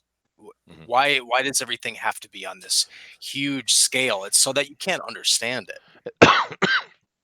And excuse me, Well, they do that actually, intentionally, right? math is math is self-confirming logic. The problem that you're describing is the variables that are inputted to get a certain result and the missing variables that are unknown Correct. and trying to achieve that result. But My 1 plus point 1 is equals that 2, it can't 2 be minus used. 1 equals what is it? 3 minus 1 equals 2. The variable, you can get to that same answer in many different ways possible. It's just missing variables that are the unknown problem. Yeah, but to go back to what Model was saying, They do that intentionally. If you take a look at physics, for instance, how many people went into physics class and were like, "Oh my God," and they just no, that's not for me, right? But in the end, what is physics? All they do in physics is take a bunch of symbols to represent larger formula. That's it. Larger calculations. That's all it is. It's just a placeholder for this big old huge calculation. That's all, or sometimes a small calculation. That's all physics is. It's not that complicated at all. But because they use this alien looking language for it, people just are like, nope, and they just drop it and leave, walk away from it. When it's actually not that complicated. It's just referencing a larger or different type of calculation. So I mean, it's a fair point. But let me see here. Lorenzo says this is a fascinating theory. I agree. Down the road, it might be able to explain life, and it is a stretch, but maybe even consciousness. Yeah, no, I think they're on the right track. That's my main point that I'm trying to make here today. They don't have the truth. But they understand no one does, and they're trying to find these. That's my main enthusiasm for this. Is this? It's real science, man. We don't see much real science these days. We see engineers putting things, or theoretical physics, the practical physicists. We see them making stuff and trying to use what they know or things they've stumbled upon. Of course, but we need real science, and these guys are doing the real stuff because they don't carry arrogance with it. They understand that they're trying to figure something out, and they keep pushing it until they get an understanding of something, and then they try to understand it more. This is what I support. That's really the main thing I'm trying to say here. Um, the sun is a portal for aliens. Awesome. Let's see. Obi-Wan says, "Is there really lots of evidence? Maybe you prepare it and present it so we don't have to look it up ourselves." Well, would you like me to prepare a 50-part lecture series, Obi-Wan? Is that what I'm here for? Because I'm not. Right? This is something I do as a hobby, and I love it. I love you guys coming in and having conversations, but I'm not creating a university lecture series. I could, but I don't have the time for that, dude. That's why I'm suggesting, that's why I'm giving you keywords to search. Plasma cosmology paradigm, electric universe, Thunderbolts project, Project Starfire, Sapphire, sorry, et cetera, et cetera. What did you say, Starfire? Sapphire. Yeah, Yeah, I made that Starfire is mistake. the best project that's out there. But you know what I mean, right? You get my point. Eric says, I never thought the craters could be created by electrical forces. You were giving me something to research. Please do. Because that I have no question on that particular point. They've proven that very clearly, I think. And there's Well, been you can test magnetic attraction by yourself by watching TV, switching it over to Miss America oh, bikini pageant. George. This is the world I live in. The best way to attract women, have a magnetic personality. It can be polarizing. Very nice, Eric. Good job. Transformers more than meets the peen. Oh goodness gracious. Lorenzo Weed says that's because of nodes and anti-nodes. George. Roger Heller says, what about the electrocurrent within the human body? No, no kidding. Yeah, right. Well, we talked about that. That's kind of one of the points of the body is very electrical. Everything is electrical, and it's constantly interacting with it. And one of the things that they have done a lot with is understanding the role that water plays in the conversation. And I think that's very fascinating. And I'm curious to see where they go from there. Unfortunately, I don't know if I will live long enough to them to get to any understanding. Maybe I will, maybe I won't. But here's the thing that just kind of overarching statement, and I really wanted to go over to DeWolf and let him kind of bring in the creation side of it if I could. Um, it- the thing here is that humans have no truth. And I don't mean what you ate for breakfast. I don't mean personal truth. I mean big mega the macro truth. We don't have any truths. We don't know how anything works. We don't even really we're talking about electricity here, but we don't even understand why the electron even spins. We can't even answer that question, right? We don't have any truths, but science is all about finding truth, right? And I want to support anyone who wants to continuously strive in a passionate way to find that truth. And these are the only guys I can think of that aren't working in a practical application of technology that are trying to do that. And I support that, dude. I support it 100%. And now, do they have all the answers? They don't have any answers, really. but that's not the point. They're doing real science, and I support that. Let me just read these two, and then I'm going to drop it over to Wolf. All right. We are observers, and the only thing we can prove time is a construct created by us. Fair point, Lorenzo. Obi-Wan says, you keep making these assertions and not backing them up, but you seem to think you are. Cheshire said 10 to the 18th power is almost 40%. I just kind of threw out a number, dude. Didn't say I was a mathematician. I have to doubt your mathematical prowess for now. Dude, doubt me all you like. All I'm doing is putting out a idea that if you are interested in it, and I hope you are, that you would go out and research it yourself and find some answers. And if you find something more interesting or you find a way to argue the point, then please come and do so. I am not, nor have I ever said that I am a scientist. I'm a hobbyist, right? And it's something that I find fascinating and I like. That's all there is. That's all there is to it. And I think it's fascinating. Like I said, the biggest thing I'm a proponent of is real science, and that's what's going on here, right? And I do find it ironic that so many people want to push so hardly against it, particularly the scientific community. They mock these guys like flat earthers, right? And that's ridiculous because they've shown some real science. If you look at Thornhill over the Thunderbolts project guy, he has shown up NASA and the other space scientists time and time again. That dude is on it, right? And because they're doing real science, and they'll admit what they know and what they don't know, right? That's my main thing I'm getting about. But let's bring it back to the overall conversation because this conversation cannot be continued without understanding the creationist aspect. Because personally, as I mentioned those first in the beginning, I think they're all connected. So, DeWolf, have at it, man. Wow. There's just so much here, which is exactly what this is all about too. Um, Gravity to electromagnetism to electricity, the fundamental laws and nature of nuclear forces and how atoms are working together. All of those things we're trying to wrap our heads around. And like you said at the beginning of the show, much as we know it today was started by monks, by religious people, because they wanted to know more.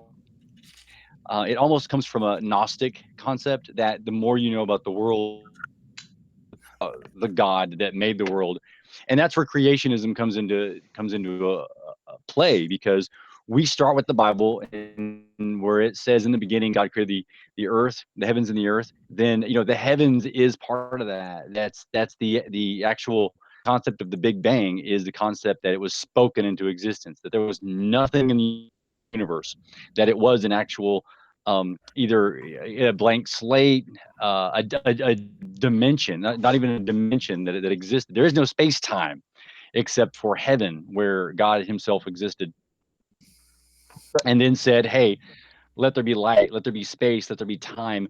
Stretched out the three dimensions, created, allowed time to start going, because once you have matter, you have if you want something like people to grow and learn and do something, they have to be able to move forward with concepts of time versus being omnipotent all the time.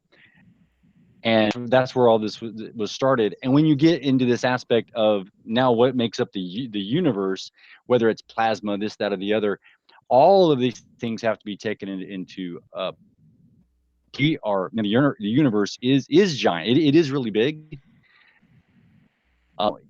Think that it is millions of light years across or not, or whether you think it's thousands, it's still giant. There's still all those stars out there. So there is a massive universe. It has been created for a particular purpose. There is a space and a time aspect.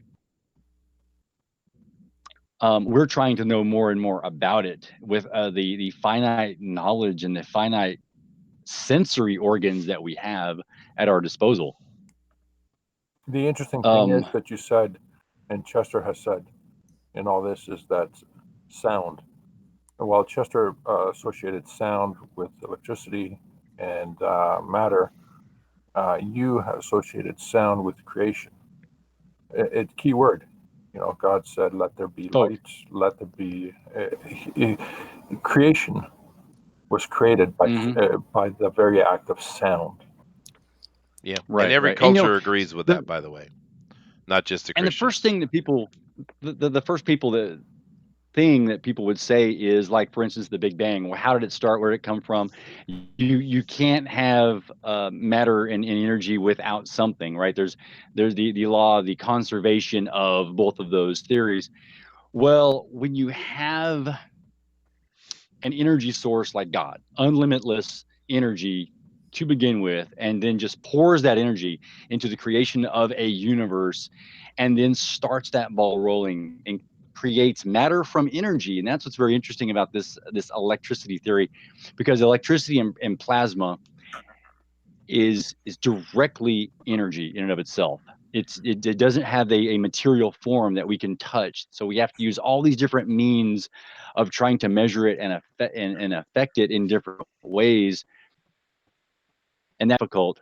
But that energy of God is just energy, and so everything else that we try to think about, this dark matter or dark energy, is energy, and then that energy gets changed and turned into the matter that we have that fills our universe. Yeah. You know, Which means that the underlying thing behind everything still is an energy source, which is what we've been talking about this entire time. yeah, and Welcome to Fanspeak. yeah, And what do the fans welcome think? to TFT. But not for nothing. But one thing a lot of people don't really seem to connect with when you think about the angels or God or something like that, they always just kind of talk about the Hollywood image, right? Or which is coming out of the Greek image, to be honest with you. But one thing they never mention, if you go back and look at all the ancient writings, no matter what culture you're in, when they talk about God and His messengers, right? His watchers. One thing that the what they're actually called, and most of the words translate down to being the shining ones, the bright ones, because they were said to glow with energy. Right, and you don't see Yeah, people yep, yep. mentioning that Hollywood has completely dropped the ball. And Obi-Wan, your comment about mathematics, of course, is 100% true. I don't know why I said it was so stupid, because to the power of 10 to the power of 18, there's no 40%. It's exponential. So it's not even a percentage of a percentage of a percentage. You're right. I do apologize. Go I ahead, want Peter. to I want to take a miracle event actually, and try to tie this in interestingly, because we've heard about this walk on water thing that happened with Jesus, which Jesus was not the only man that walked on water, Buddha. because Buddha. Yeah, Buddha Well, okay, walked across the Ganges. Yeah. sure, that's interesting to know. I was actually talking about Simon Peter. So he told Peter, "Come to me," and Peter walked on water as well. And so and of course they always equate it to faith and whatnot. But if you have this electromagnetic potential between atoms, if you could take, and what was he walking on, Chester? Water, which is Electricity. what you've been talking about this Yeah. entire time. So if you've got a storm, you have a storm, you have the atmosphere filled with water vapor, you've got electricity going up in the sky. It's a very electrified environment. You got the water then, and a being, of course, that can manipulate energy because he's the one that did it in the first place, and or had the power to. You then have him telling another man, "Hey, basically, everything's right now. Go ahead, walk out here." And um, that aspect of water, this electromagnetism concept, then you could walk on water as if it was solid if you knew how to manipulate these particular forces that you're talking about. Yeah. No, fair Have you point. seen those? Have you seen those little demonstrations that people do where they will put sand on like a piece of sheet metal and then put a certain sound frequency through it? Yeah, George mentioned that. Yeah. Yeah, that's really cool. There's something neat about that. That's probably going in deeper. Have you guys ever done any kind of discussions on Philadelphia experiment or the Montauk experiments? Not yet. No, they are That Oh, would be connected though. interesting. Yeah. That would be great for the next we briefly TFT. talked about it, I think. Yeah, Very briefly, yeah. I think it would be in a other good shows. conversation. Because Uh, that was all sound and resonance. yeah, yeah, absolutely. Although Okay, Booster really wants us to do anti-vaccination next. okay. Listen, Oh my! It's something interesting regarding sound, electricity, the body, and everything. Now, I'm going to say this, and of course, it's going to be repeated through the recording and all that stuff. But here's an interesting thing that happened a while ago. Yes. Okay, back in high school, I was tricked by classmates. They showed me a normal pen. You know those transparent pens with the blue nib, and Yeah. they held the nib uh, and the pen just slightly away from each other, and they said, "Watch this, George." And the blue nib jumped onto the pen, and they did it a few times, and I was so fascinated. I go, what is this? What is this?" So, well, you know, it's a magic trick. So they gave me the pen and the nib, and I held it in my hands, and I didn't do anything other than let go of the blue nib, and it jumped from my hand to about half an inch into the pen.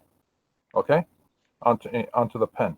I did it a few times, and then uh, uh, while I was doing it, my hands, my fingers, they were pins and needles. But then after like 2 or 3 times, it stopped happening. I said, "What's happening? Is the magnet and all that stuff?" Because no, it's a trick. I go, "What do you mean it's a trick?" So the girl took the pen back from her, and she held the pen in one hand and the nib in the other hand. But then she said, look at what I'm doing with my fingers. I'm squeezing the nib, and the squeezing effect on the tip of the nib, because it's like a nose, an airplane nose. Hmm. It jumps, literally jumps from her finger into the pen. And I said to her, yeah, okay, I get it, but I didn't do that. All I did was I just let go of the blue nib, and it jumped onto the pen. And that's when she walked away. Says, "You're freaking me out." And I was sitting there with my And then fingers she still. then she turned the pen upside down, and the lady's clothes came off. Yeah. No, but Those are awesome. I remember those. the thing about that experience was that I remember the tingling feeling of pins and needles in my fingers. Now, the thing about that's freaking me out is is that the human body generates an electrical field. Hmm. Now, regardless of the story that I said, that the electrical field is quantifiable, just like in the Matrix. It But can it be was a measured. gag in the Yeah. Matrix. But the electrical field that we all generate is very specific. And the interesting thing about that is that while everything we're talking about here, plasma, electrical field, sound, and everything, the electrical field is is it the CIA or the FBI? CIA, I think. You know, DARPA stuff. Is they're trying to do mind reading, Yeah. Long time ago. and they're using the electrical field, the instruments that read the brain's electrical field to actually bring um, some sort of coherence and Yeah. actually literally read your I mind. want coherence. Well, I get what George is getting at, and I think it brings up an interesting point, George, because now there's no proof for this, but I think it's a interesting exercise in. We know the body is electrical, but we also know the mind is extremely electrical. And I personally think that the consciousness and the body are separate things, which of course brings us into the conversation of a soul, because the body is electrical. The subconscious, which would be your more primitive part of your brain, is electrical, and your consciousness is thought itself, which of course is electricity. But here's the interesting aspect of it: your body, your subconscious, the subconscious part of your brain, which is completely separate from who you are, unless you're a Scientologist and they're just crazy people. But it is way smarter than you are. It is far smarter, far faster than you are. It does all kinds of autonomic things all the time that if it was allowed to your consciousness to do, you'd die in a second. or at least a certain amount of time, because we cannot handle the calculation and the manipulation that the body does on its own electrically. So, for me personally, I think this is some evidence toward looking at the idea that the body and the consciousness are completely separate entities. And if this is Yeah, the true, consciousness is like your operating system, and the body is the PC. yeah, but if that I agree, but if that is true, if they are so separate like that to the point that they don't even cross each other, then does that not bring up some evidence that the consciousness may well be the soul? Oh yes, Quite of possibly, course. because you can keep the human body continuing to survive with machinery while you're completely brain dead. That's right. Yeah, Yeah. absolutely. I just an Yeah, I think interesting it's side point. That's all. I think it's just data, your consciousness, and even what we call a soul is probably just data. It's you. It's Yeah, the but what identifying it thing. it furthers the electrical conversation in this way model because one thing is very interesting about humans, and you can try this experiment on yourself. Try, really try. Take a moment, close your eyes, concentrate. Try to imagine oblivion. It's a very fascinating thing that the human mind, the actual consciousness, not the subconscious, but the consciousness of a human mind cannot actually imagine or create the thought or understanding of oblivion. We have a word for it. We understand that it is this thing, but you can't actually envision it. And that is an interesting point to me because, therefore, the fact that humans, it seems to be hardwired to believe that the consciousness will carry on, and therefore religion. Oh Oh, yeah, I yeah, don't right. know. So Sometimes when you go off on your long rants, I mean, that pretty much imagine oblivion at that point. Or But try what's to try to interesting? comprehend before you were born. yeah, Yeah, well, It's right. I mean, impossible to even Right, yeah. yeah, quantify. exactly. But I mean, it's complete speculation. I'm just kind of making a comment, but I think it's interesting. I'm perfectly Now, fine with one there thing being I a creator, but I think that there has to follow rules, and so the electrical aspect of the consciousness and it actually just being data, like maybe some Wi-Fi that we can't tap into. Hmm. Um, that makes sense, and it doesn't contradict anything. But I Agreed. do think even if there is a divine creator, or there is some divinity, I Uh, do think that there are rules. There has to be rules. Probably. So And you just kind it's of not magic. you There's just just kind of glossed over the Akashic record, is what you just did. sure, but sure. that brings all the uh, the electrical aspects of what we're talking about back Yeah. in. Yeah. And do keep in mind another comment that was made before about the infinity of the universe. I don't think any scientists believe that the universe is infinite anymore. I think that's way out the window.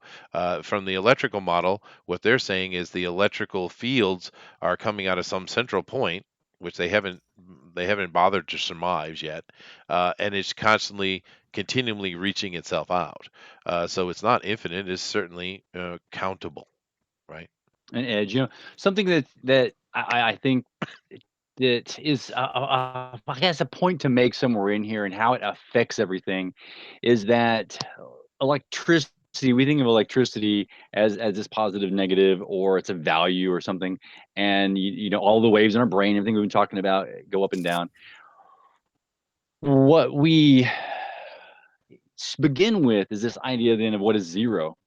And of course, our normal, 120 AC world, we like to ground to Earth, and we call Earth ground zero potential. But Yeah. that's just, we like to tap into it. True for the universe. We don't know we don't know where the universe is at, and where we start will actually be somewhere really high or really low within Yeah. the greater universal potential. And then that affects everything else in the plasma world when we are dealing with suns and these nebula, like you say, nebula, completely plasma entities. And so that's something to be aware of, is where even is our starting base Mhm. for the electrical potential of our Right. portion of the universe. Yeah, and Well, of course that's a very human-centric point of view. Go ahead, model. look at how much effort the government and academia put um, into science rather than any kind of intelligent design. They put a lot of money and a lot of effort into it. That it's just random. It's this ever expanding, infinite universe in a vacuum of nothingness. But they actually don't believe that at all. If you look at the type of experiments they've done throughout the years, especially in World War II and beyond, all the stuff with remote viewing and all these things that the government has done, they don't believe in this stuff that they allow to be pushed on the populace. So it's a very odd agenda. Yeah, it's That's agenda. that's yeah. There's the word. It's not just a random thing. It's an agenda. But the CIA still to this day has remote viewers. So if they didn't Yeah. believe in any of this, or even I hate to say paranormal because that brings a different vision, but they wouldn't do all this. They wouldn't invest all this money. Yeah, no, I agree. And a very easy definition for science would be man trying to understand God, Or Yep. disprove. or either way. Mm. Mm. I mean, you could make that definition. A lot of science does set out with that goal in mind. Yeah, I think so. There's agenda. There's absolutely agenda, and we see agenda everywhere, all the time with everything. And it's just if you concentrate on it, it's just going to make you an unhappy person, and better not to. Just live your life, love your friends and your family, and be a good person. Because all the rest of it is just the nonsense of one person trying to take money out of your pocket. It's really what it comes down to. And if you think any of these progressives or any of these politicians or these companies, you think that they're actually doing something for the greater good, screw that. It's all about money. It's all about money. And China is a perfect example because they bend the knee to China and Muslims and things like that, even though everything those countries and that belief follows is antithetical to their concept, but yet they bend the knee to it. Right? It's all agenda and it's all nonsense. But nevertheless, we've certainly beat this to death. Let me just see if there's anything in here in the chat. Oh goodness, the chat was really into it today. Um, Lorenzo says this goes in hand with simulation theory and creationism because God and Jesus could be admins and they have limitless power because they made it that way. I said that in the very beginning. I agree. Lorenzo says one of my relatives is Native American and makes arrowheads. Sweet. Me and my family went to his house one time and he showed us how he made them. And the last step is putting your hands on the arrowhead. Interesting. Lorenzo says, and infusing it with energy. It was skeptical. I was skeptical. But when we did it, a tingle went through my hands and they got really warm. Yeah, that's kind of going to what George said. I had no explanation for it until now because of this video. So thank you. Awesome, dude.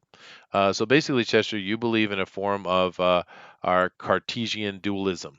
Awesome, dude. I don't even know what that is. I will have to look that up. Uh, Ooh. that's cool, dude. I It love sounds learning new like a Danish. stuff. I'm gonna have to go check that out, dude. I'm putting in my search right now. Check that out. But I'll go read it later. But let me see here. Saved by zero. Chester, speaking of remote viewing, have you done an episode about ESP and related topics yet? No, we haven't. We should though. That's the thing. It's cool about TFT, man. There's so many things to talk about, and Obi-Wan is very triggered. Okay, dude. But I wish Obi-Wan would come on here and have a conversation with us. He seems to be well informed, but or at least has an opinion. But there's so many things we can talk about, man. It's a lot of fun. That's why I love conspiracy theories. Some people get so upset by them and so triggered, but why? It's just fun. You don't know the truth anyway. Don't you can sit there and act like you do, but you don't know nothing. No one knows nothing.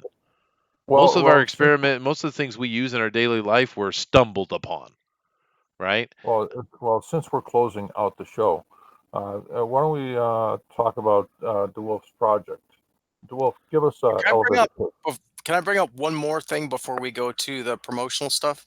Yeah, Well, Um, I thought DeWolf's project was part of sound and dude. George, plasma we'll get stuff. into that. It is. It's okay. Let him do It his does, thing. in Go fact, ahead. have something to do with this. So I went and looked up those videos of the moon to try to find this meteor skipping off the moon, Oh yeah. and I looked at 4 or 5 different videos, and other than the title of the video, there's nothing in those videos that demonstrates anything skipping. I would love to see it though. So, if anybody knows Oh my God. Yeah, I saw it a of couple of Dude. years ago, dude. 2 or 3 years ago, I saw it. There are many videos of rocks and things hitting the moon, but they're not very clear. But there was one, and you Right. know the interesting thing, that video that's coming to my mind wasn't about the meteor striking across, skipping across the moon. It was about something else. I think it was talking about some kind of George had mentioned this once. Some kind of like it looks like a video feed of the moon or some kind of wave going Yeah, across the moon. scan line. Oh, the lunar Yeah. wave. The I guy think it was was in one of actually those videos, actually. Yeah. there was no electronics in his telescope. He was only recording analog. There was nothing there. There was nothing technically there for him to see scan lines, and he recorded scan lines while zooming in on the moon. Yeah. Yeah, it's That pretty guy, cool. his account name is Crow777, and he calls it the lunar wave. Yeah, yeah, yeah. That's it. I That's I it. think it was one of those videos model. I'm pretty sure. But it was an aside thing that he caught, and he kind of took a little bit of looking. Oh, that's cool. Maybe it could have been something else. I'm not sure. But I definitely saw it and a couple of years ago, and it was very very clear. And I thought it was interesting, and the person talking about it thought it was interesting too because it was a meteor skipping, and you could actually see the marks it had left, right? And they weren't crater like, right? See Yeah, those skid marks? this is funny that you're mentioning videos of UFOs and stuff like that. I didn't I mention think UFOs at all. What are you se- talking about? about 5 to 7 years ago, I did some animation, Joe King animation, Uh-huh. where the camera would uh, I took public footage of the space station, public footage of downtown Toronto, and the camera would zoom in. And as you're zooming in, you see this little blue dot. This blue dot starts getting bigger, and the blue dot has a little red streak on it. As you get closer, you see it's Joe King. He turns around, looks at the directly at the camera, and then zips away. And the gag in the video was, UFO captured on tape finally. So I didn't think anything of it. I thought it was just a great gag to promote my comic because I've been doing this for a long time, right? So I get comments comments, right, from actual UFO people saying, "How can you do this? You're not taking this serious." Blah blah blah. And my reply to them, it goes, "Dude, you do realize my entire channel is all about humor and comic books. Yeah. What makes you remotely think I would be technically savvy to actually capture real UFOs?" Yeah, well, I think the confusing point, George, is it's not funny. Ouch. But no, these That's a people, theory, Chester. Yeah, okay. Awesome. these All right, are out. guys. It's We've insane. definitely come to the end of the show for damn sure. If we're talking about pseudo supermen flying and being unidentified flying objects. No, Uh, it's not the end of the show. I'm The getting wolf to has. it, George. I'm getting to it. Of course I am. But Yeah. thank you guys all very much for being here. That was a lot of fun. Next week, we're definitely doing anti-vaccination or act the anti-vaxxers. I think that's going to be fun to talk about because it's one of those conspiracy theories that might not be as much conspiracy as you think it is. And of course, today's conspiracy theory is the fact that the scientific world calls the electric universe idea a conspiracy theory, and they have nothing but contempt for it, and that's why it falls in this category. But next week we will be doing that. I think it'll be a lot of fun. I got to go do some research to make sure I'm prepared for that show, and I hope you guys do as well. If any of you guys want to be part of that show and come on and talk about anti-vaccination or pro-vaccination or whatever side of it, just hit me up on that Twitter down below. We'd love to have you on. I say it all the time, and I mean it, guys. I'm not kidding. We've had a few people on here who were either really good at making a conversation or hard in a group conversation or whatever it was, but we're happy to have you. So keep that in mind. But other than that, I'm going to go down the line and let everybody give their closing statements, let them promote any project they're working on, etc. So let's go ahead and start with the Wolf. I just threw the link back up in the chat. And let me say this. This goes right along with what we're talking about, because we've talked about God creation, what makes a world, how does that world work? And that's what we did with Book of Elves, because we have here, like, the way Narnia looks at the fact of Jesus is a lion in that world, and how does God interact with this magical mystical world.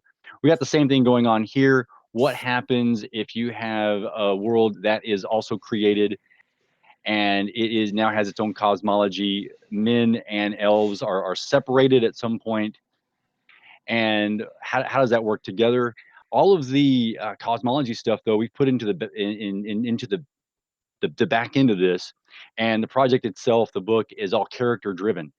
So it's interesting to see how that's going to be revealed through the small pieces of the actual story, if you can find that greater cosmology and the spirituality that's behind it. The neat thing we have going on right now, though, is which means they have their own holidays and traditions and customs. One of those is Christmas. So I've developed a Christmas card, and it depicts what they do for their Christmas tradition on the card itself. I want to send that physically out to everyone. So get on the email list at the link, and then I'll be soliciting your addresses or the address of your neighbor, whatever you want, for me to get the Christmas card out to you. By the time Christmas rolls around, I will put out a general greeting digital version, but I want you all to get that physical copy, because it ties in, of course, the aspect of God as we know it into their world too. So we're handshaking with their world, and you get to see what they do for their traditions, and it's really fun and neat. And then, of course, cash can before the book comes out as well. But that's all more things to come. The biggest thing right now is to get on the email list so that I can get your address and get you a Christmas card from Aladorn and Avalyn themselves. Sweet, dude. There And you go. one thing I Yeah. do Yeah. appreciate, DeWolf, is the fact that you took the time to make a cosmology. We see a lot of these projects come out, and it's just a singular idea, which I guess is fine. But I really think if you want to make something, if you want to have something that has legs, you need to have a cosmology underneath your project. So good on you, dude. Yeah. Yeah. Yeah, it's cool. The book one actually is going to have a little thing where you'll see it's in the fall, so you'll see what they do for Halloween, not for Christmas. When book two comes out, as long as it's successful, and I believe it's going to be a raging success at this rate. Book there, the actual Christmas tradition might happen as well. But that's all background stuff. You'll see it happening in the back of a panel while the characters are doing all the action and stuff. So it gives that depth of a world that's actually real and living, Yeah. instead of just a bunch of characters running at each other for the fun of it. Yep. Good point. George? Well, everything that the Wolf Project is, Joe King is not. It's got humor, and check it out. Oh, sweet. Model? I'm working on a couple of projects, but I'm under NDA, so I have to wait. Well, that's good though. Good to hear you working, dude. But yeah, and those NDAs are kind of flying around, dude. It's interesting. Uh, I never actually had filled one of those out before, but yeah, it's interesting. What's going on in our world over here. But nevertheless, thank you guys very much for being here. That was a lot of fun. I enjoyed that conversation. This is one of my favorite, kind of sciencey things. I really enjoy science personally. I always have. It's a hobby. I'm not a scientist, and I never will be. But because I have my life is something different. But I love to read about science. I read a lot of scientific journals and stuff, and it's just fascinating to me. And out of all the science that's going on right now, the electric or the plasma science is the most interesting. And I think there's going to be a lot coming out of it in the future. And who knows? Because these guys have such open minds, and they're actually doing real science. Their theory, excuse me, their theories could be 100% different 10 years from now. Because they're not sitting there on their laurels saying this is what it is. They're saying we're trying to figure out what it is, and that's awesome. So thank you guys all for joining us. Hold on, Chester. Before we go, actually, you know what? I actually George. forgot. I am completely missed on myself. Joe King, the digital download is 50% off. You can Okay. get it in the link that's in the chat, or you can go to Twitter. It's a very specific link. You'll never get it directly off of my website. Are you removing all of the odd or even pages? No. Both? It's randomly. It's randomly. I It's see. just But you only get 50%. That's great. That's awesome. That Yeah. is awesome. All right, guys. Well, thank you very much, George, and definitely check that out, guys. Check out what DeWolf is doing as well, and everybody's stuff. We want to help each other and support, of course. So awesome. We will check you guys out tomorrow. We have our comic book. Comic book news tomorrow at 9 p.m. It's a California show, so definitely come over for that. This is going to be a normal week, unlike last week, which we had a bunch of holiday drops. But so we got some cool things going on, and we hope you guys come back and be part of it. We really, love you guys coming over and being part of it. It's fun. Yeah, we're having a good time, and we've been doing this over a year, and it hasn't become dull at all. So that's awesome. So we'll check you guys out later. So I think today I'm going to put the spot on Model again, and he's going to give us a proper Namaste moment. He is. I know he is. I have faith. Can I yield my time to George? Because If you say so. I want him to give us one. All right. Fine. All right. MICKEY MOUSE. Mickey Mouse. Mickey Mouse. Build a house. Build a house. Forever, ever. Goodbye. Wow, that was horrible. That was horrible. I'm not namaste in that, but whatever. Namaste. Later. Consume tight. Somebody's laughing. Secure that laughter, sir.